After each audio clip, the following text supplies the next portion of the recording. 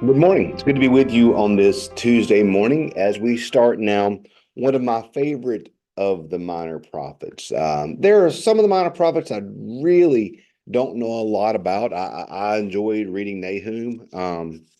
Last week it was a book that I had read before, but I don't know, it just didn't really stick with me. So it was good to go back and read that. But Habakkuk is really a book that I've always enjoyed, and particularly because of a certain verse in chapter 2 that just has a lot of meaning to me, to my own faith, and then honestly to my home church and the way I was raised at Johnson Chapel United Methodist Church. So anyway, Habakkuk is just a really fun, wonderful text. So I'm looking forward to reading it with you today. It's a deep text, I think, and I think honestly Habakkuk has a lot to say to us today about trust, because that's what Habakkuk ultimately is about trust. And I think you will feel some of the themes of Habakkuk resonate with you as we read them. So let's read chapter 1 today. It's 17 verses. So we'll read chapter 1 of Habakkuk, where the prophet writes this. The oracle of the prophet Habakkuk saw. O Lord, how long shall I cry for help, and you will not listen? I cry violence, and you not save. Why do you make me see wrongdoing and look at trouble? Destruction and violence are before me. Strife and contention arise. So the law becomes slack, and justice never prevails. The wicked surround the righteous. Therefore, justice becomes perverted. Look at the nations and see. Be astonished, be astounded.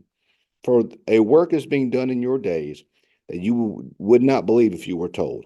For I am rousing the Chaldeans, that fierce and impetuous nation, who march forth through the breadth of the earth to seize dwellings not their own. Dread and fearsome are they. Their justice and dignity proceed from themselves. Their horses are swifter than leopards, more menacing than wolves at dusk. Their horses charge. Their horsemen come from afar. They fly like an eagle, swift to devour. They all come for violence, with faces pressing forward. They gather captives like sand. At kings they scoffed, and of rulers they make sport. They laugh at every fortress, and heap up earth to take it.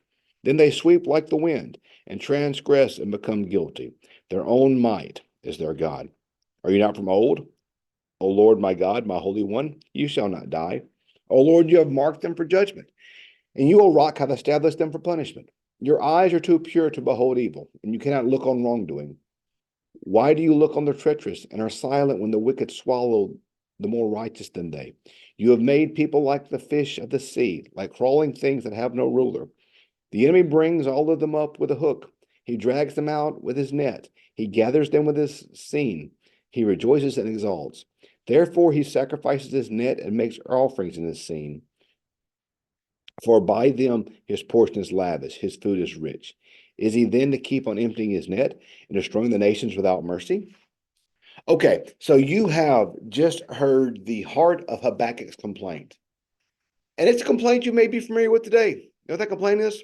Lord, how long? How long, Lord? How long when you look at the wickedness of the world? How long as you look at sin and evil seem to reign? How long, Lord? Your eyes are too, this is verse 13, your eyes are too pure to behold evil. Why do you look on the treacherous? Why do you look on the treacherous and are silent when the wicked swallow those more righteous than they? That's verse 13. Verse 2. O Lord, how long shall I cry for help and you will not listen? Or cry violence and you will not save? Why do you make me look at wrongdoing? Why do you make me see wrongdoing and look at trouble? Destruction and violence before me, strife and contention arise. The law becomes slag, justice never prevails. The wicked surround the righteous, therefore judgment comes forth perverted. Yeah. Does that resonate with you right now?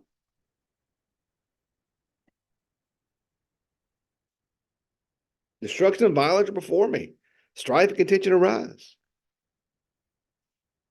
Why do I cry for help and you don't listen? Cry violence and you don't save. This is a common refrain that the righteous have throughout all space and time. I always think of Psalm 73. Psalm 73 echoes some of the same themes. This is a very common thing we all struggle with. And it's something non-believers struggle with. That's one of the things they struggle with is when there is great evil. And how do you reconcile evil with God and evil with goodness? There is I think we do ourselves a disservice when we settle for easy answers. I really do.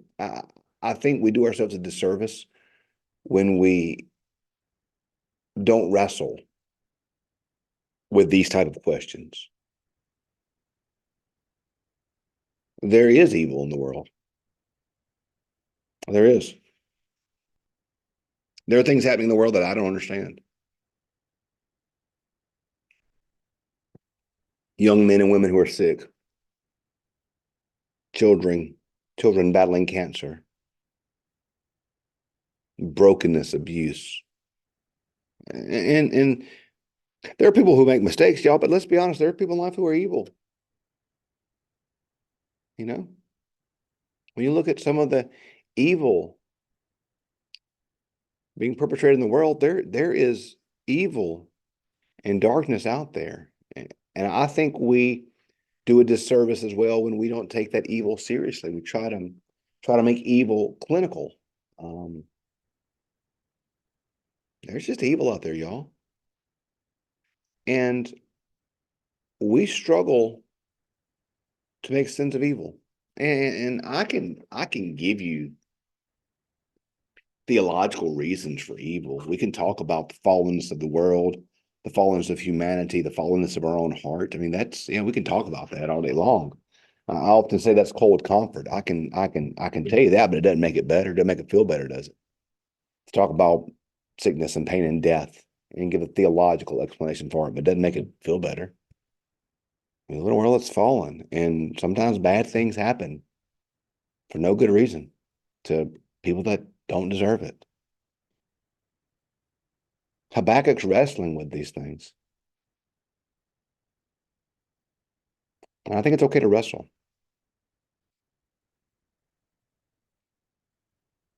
One of my favorite stories in the Bible is Jacob wrestling with God in Genesis 32. And I love that passage because it tells us how Jacob wrestled with God all the night long, and he had God and he would not let him go. He had him, he would not release him.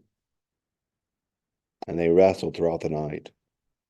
The next morning, when he walked away, the Lord touched his hip socket and he walked with a limp the rest of his life. It's okay to wrestle with God. God is big enough. His word is big enough for you to ask the hard questions.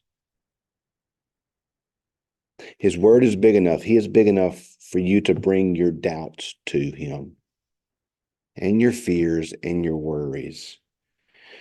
Because what happens, y'all, is if we don't give ourselves the space to wrestle with the things we struggle with, then when our life is hit by tragedy or trial or sickness or illness, when these things buffet us or hit us and we don't know what to do,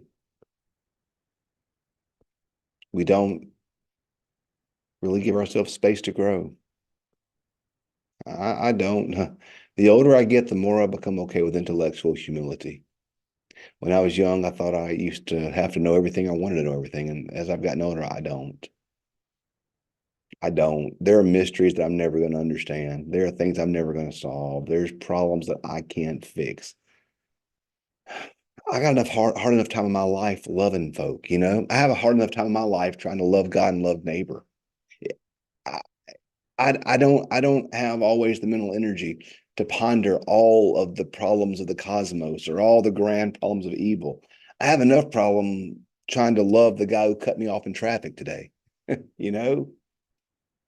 or devoting myself more fully to prayer and fasting.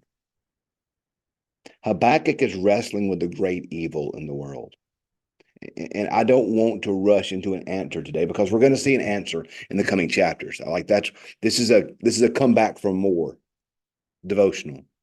because I don't want you to think I don't want you to think that I'm gonna stop here and that you're gonna have to sit with wrestling the rest of your life. I don't want you to think that, but I do want you today though to understand that it's okay to wrestle with God. It's okay to ask God the big questions. It's okay to ask God for these answers. Keep reading with me in the coming days, and you're going to find that God gives Habakkuk an answer, and he gives us an answer as well. So I'm looking forward to reading the rest of this book with you together. It's a wonderful book, so many good things. So I'm praying for you. If you have any questions, reach out to me. You can get me on Facebook, email me, text me. Um, let's wrestle with God together. Let's hold on to him, and let's realize he holds on to us tighter than we'll hold on to him. Have a great day. See you tomorrow.